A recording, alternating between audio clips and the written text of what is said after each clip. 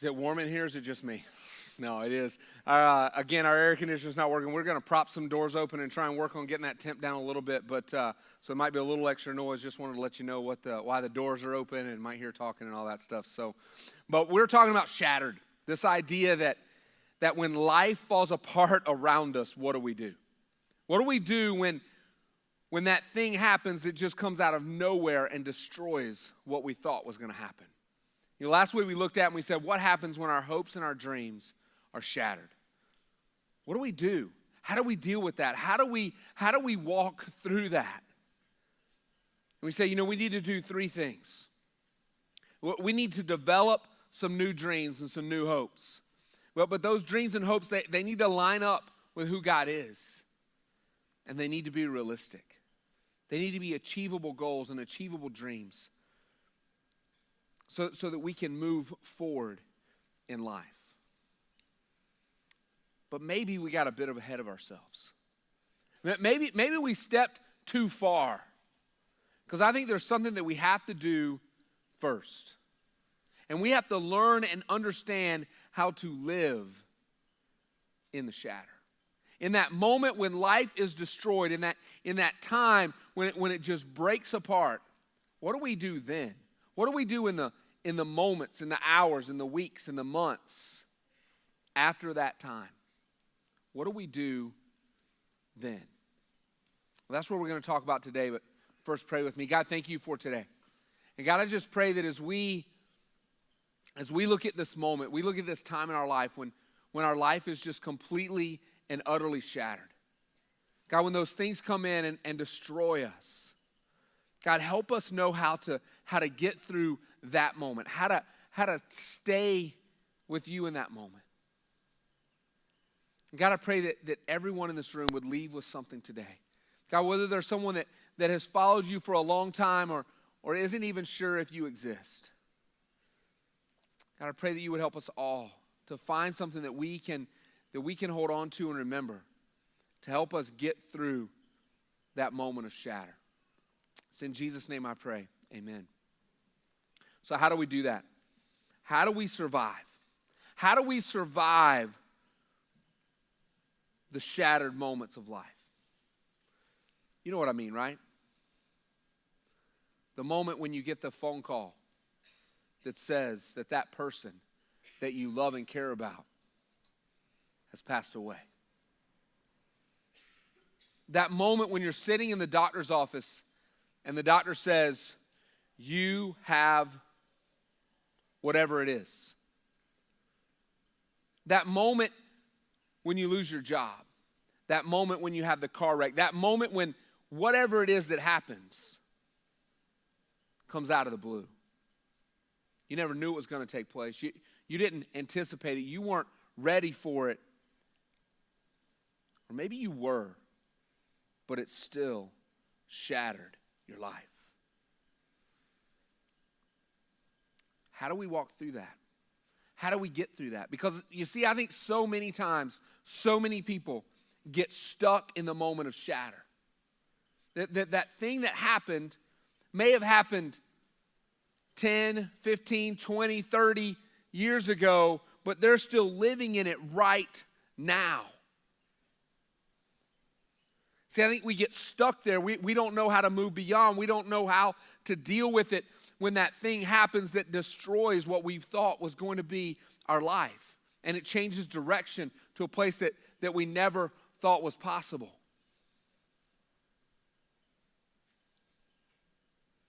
Well, I want to read something to you from the Bible.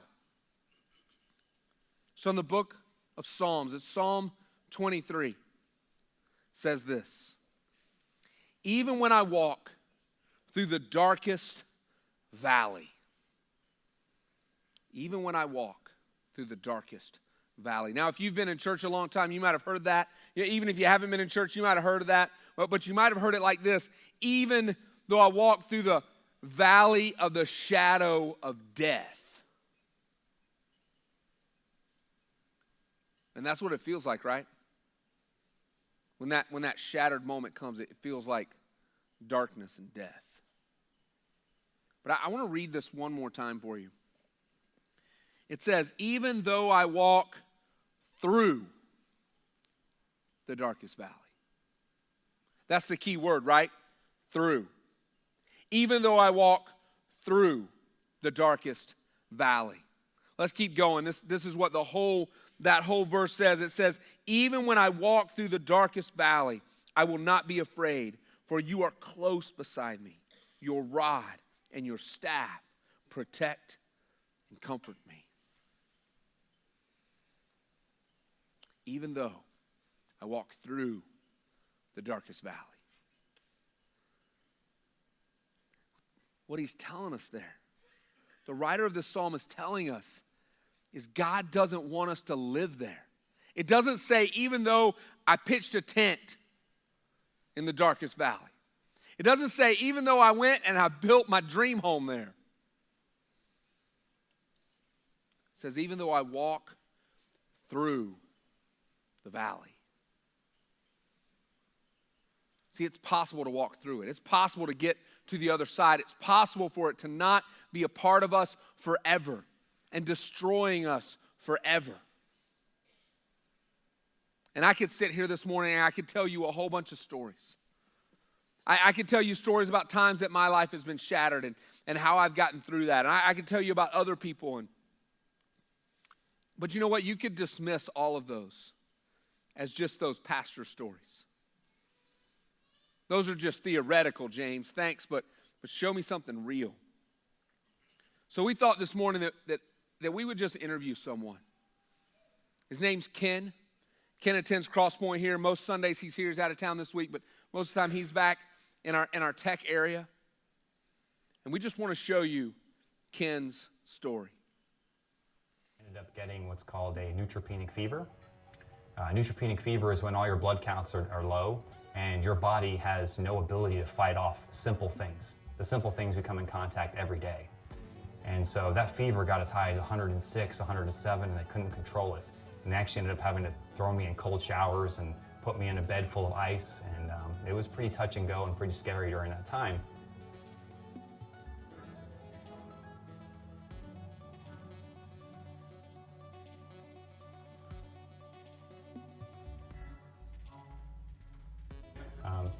So it was in 2011.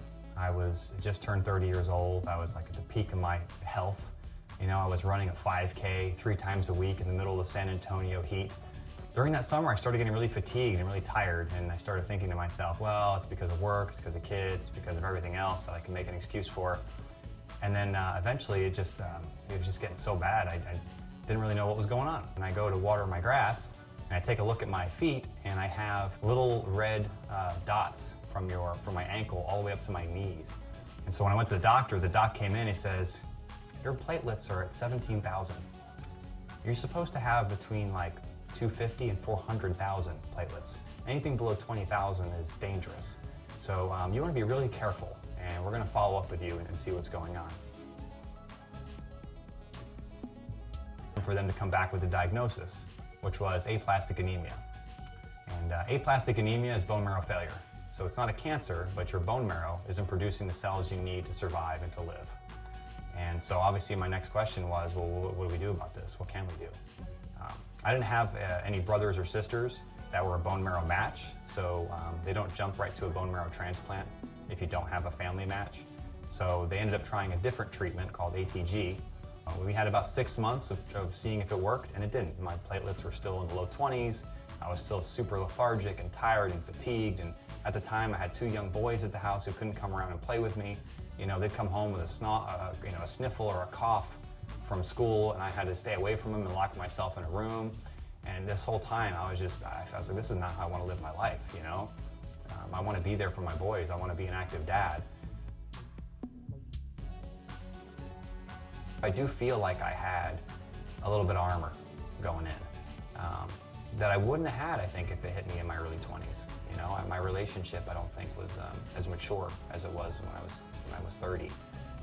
So I'm thankful for that, because it gave me kind of a bedrock to stand on and be like, okay, this is really bad. This is really scary. This is totally out of the blue, but I know God has it, and I felt comfortable in that. was either rely on him or just fear. And I don't deal with fear. That's not something it's not an emotion or a feeling I embrace. And during that time, there was a lot of prayer, and there was a lot of, listening to my playlist of Need to Breathe and Switchfoot, and just pumping my brain full of things that remind me that God is stronger than my condition. God is there for me regardless of my condition.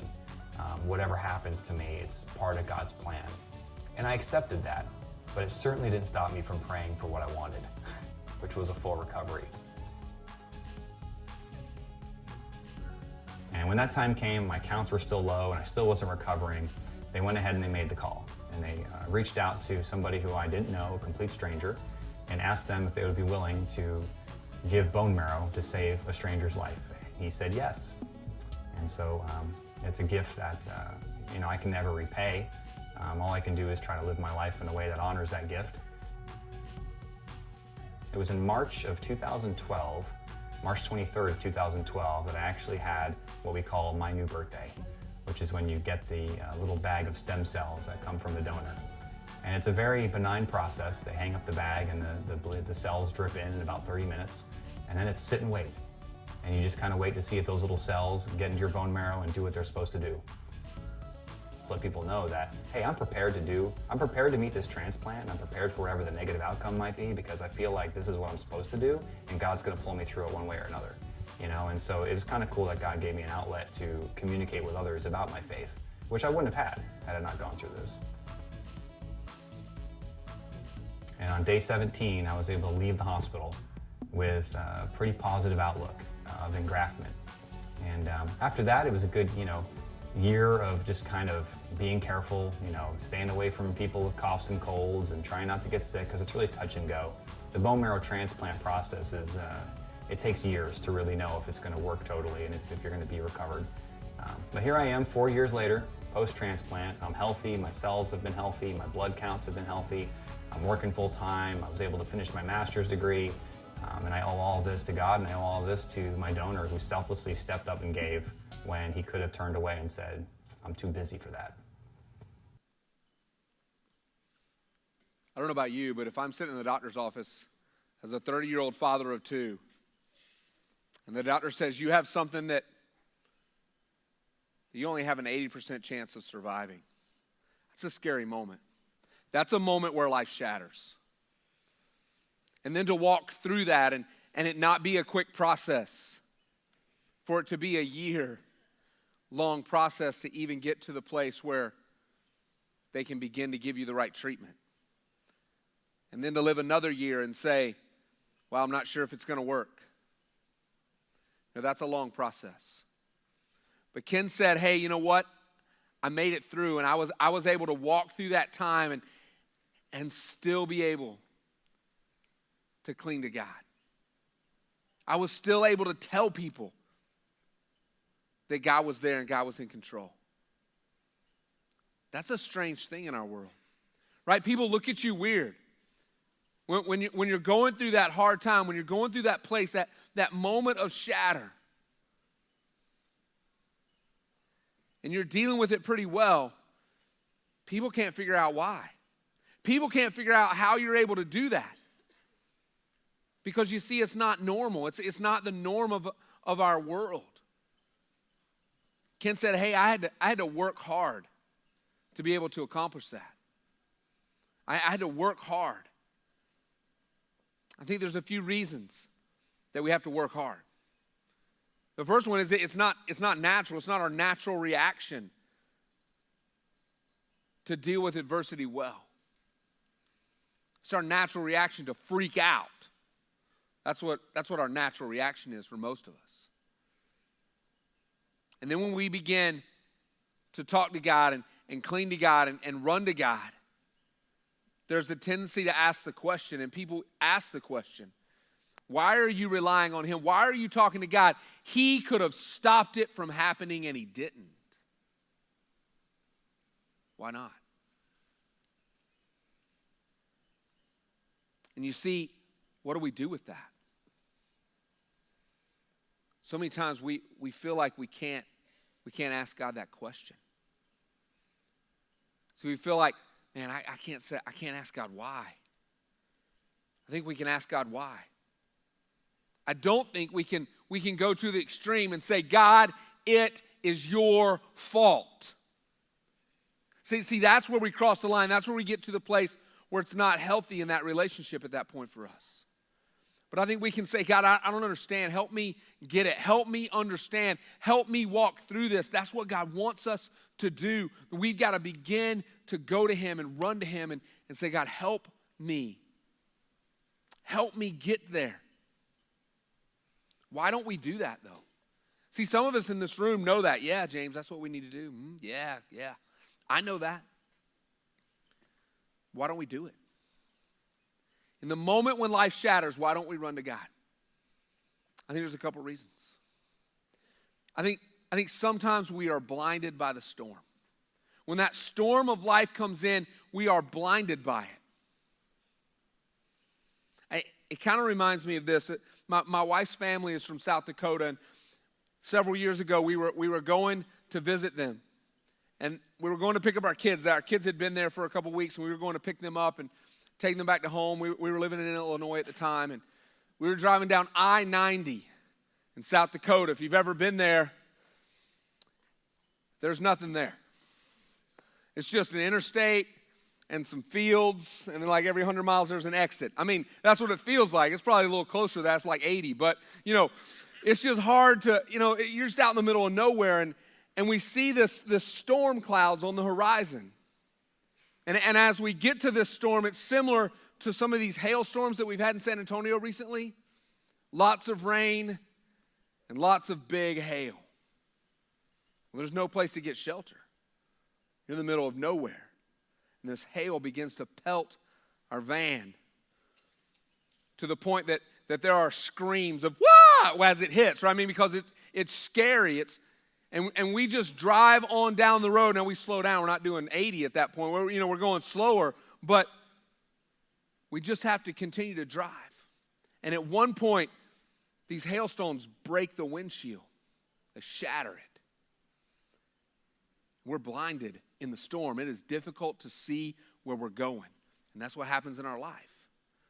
When that shatter happens, sometimes we're just blinded to everything else around us. Sometimes we have the opposite response, though. Sometimes we don't slow it down, and we just put the pedal to the metal. We put the hammer down, and we just go. And it just blurs out everything around us. We don't see anything else going on. And then sometimes we just want to blame God. And say, God, this is your fault. Why do you do this to me? You see, we've got to have a different response, a different attitude to be able to weather the storm. So how do we weather the storm? How do we do that? That's the question, right? Thanks, James. You've told me all I know all this stuff. Yeah, I've been there, done all that. But how do we weather the storm? I think there's three things that we need to do. I think the first one is we need to see beyond. We need to see beyond the storm. We need to see beyond ourselves. We need to get beyond where we are and what we're doing. I think there's a couple ways to do that. I think one way, Ken kind of referenced this in the video, but Ken had an online journal, a blog, if you will, where he just wrote about what God was doing in his life through this illness. You see, I think we can journal. I think we can begin to write some things down. Don't worry, guys, it doesn't have to be public. You don't have to tell anybody, all right? You can just do it. But maybe you want to put it out there. Maybe you want to make it public. Maybe you want to do a blog or whatever that is. But I think if we can begin to look beyond the storm we're in right at that moment, beyond that shatter point, and begin to see what else is going on in our life, I think that helps us. I think another thing that we can do is we can begin to look for other people that are in the same type of shattered moment that maybe are a little closer to the beginning than we are, that maybe we could help them.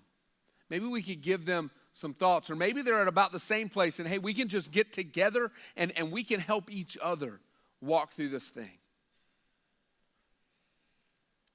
I think the second thing that we've got to do is we've got to stay consistent. We got to stay consistent. What do I mean by that? I mean, we've got to stay consistent in what we're doing with God. We've got to keep going down that path. I'm going to read this little passage to you from this book of Job.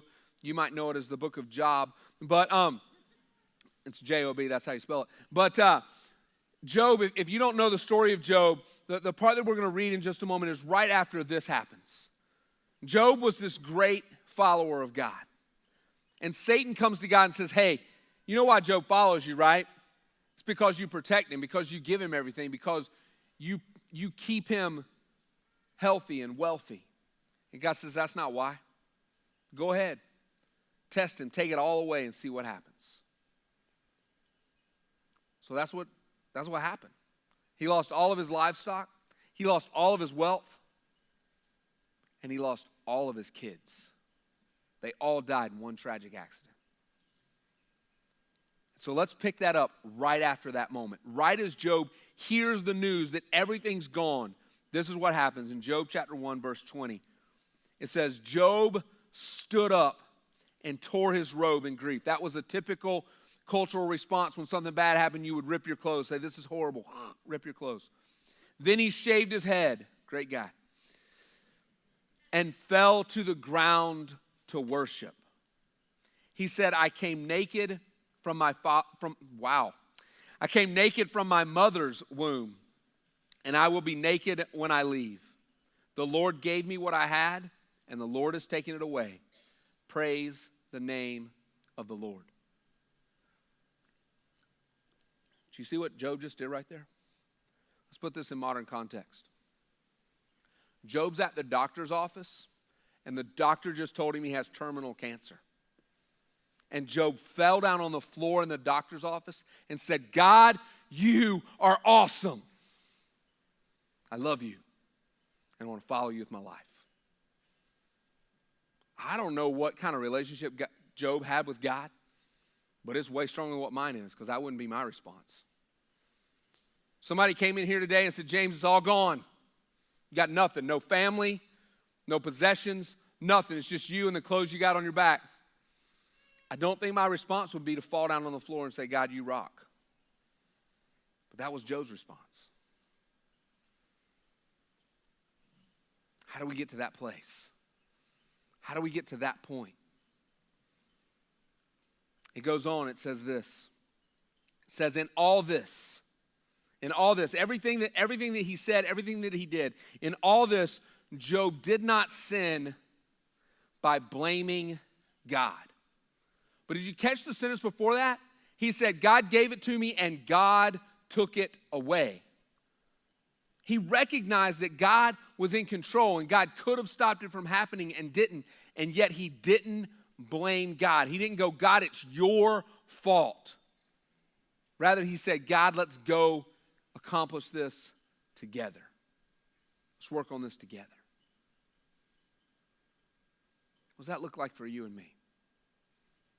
What does that look like for you and me when that moment of shatter happens? I think there's some things that we cannot do. We cannot stop going to church. We cannot stop praying to God. We cannot stop reading God's word, the Bible. We cannot stop going to our journey team. We cannot stop volunteering. We cannot stop getting together and spending time with our friends that are Christ followers. In fact, I think some of those things need to increase in time. But you see, our natural tendency is to pull back, is to pull away and go, I can't do it right now. But you see, we can't pull back. We've got to lean in. We've got to lean in to God. We've got to lean into those relationships that he's put into our life. We have to stay consistent with that. Now, I'm not saying that there aren't going to be moments where we go, you know what, because this has happened, I've got to go do this, and so I'm not going to be able to be there for that thing that I normally do. That's not what I'm saying. But I'm saying our tendency, our habit needs to be that we continue to do the things that we were doing. Because you see, the third thing that we have to do is we have to seek others. We got to find other people. We cannot walk through the moment of shatter by ourselves, ladies and gentlemen. We cannot do it. We've got to stop trying to just be the hero. We have to ask for help. We got to ask for help, and we got to not be ashamed or embarrassed to ask for help. It's okay. How do I know it's okay? Well, there's this guy, you might have heard about him. His name is Jesus.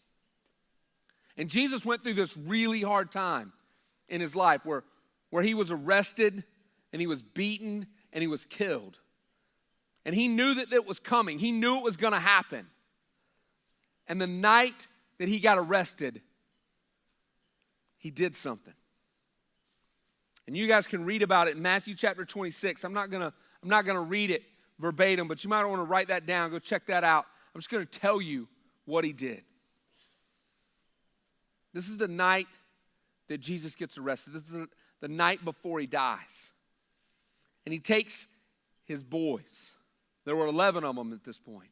He takes all 11 of them and he says, hey guys, let's go to the garden. Let's get out of this room. Let's go to the garden. We're going to go hang out. So he takes all 11 and he says, hey, you eight, you hang out here. Me, James, John, and Peter, we're going to go over here and we're going to hang out a little bit away. You guys stay over here. You guys pray. And Peter, James, and John, you guys come with me because I need you to pray with me because I'm hurting. Because I don't know if I can do this. Jesus, the creator of the universe, needed people to help him stay connected to God the Father in the moment of his shatter. And if he needed it, man, I know I need it. You see, we want to pull back. We want to pull away. We want to go, I can do this by myself. No, you can't. And you don't need to.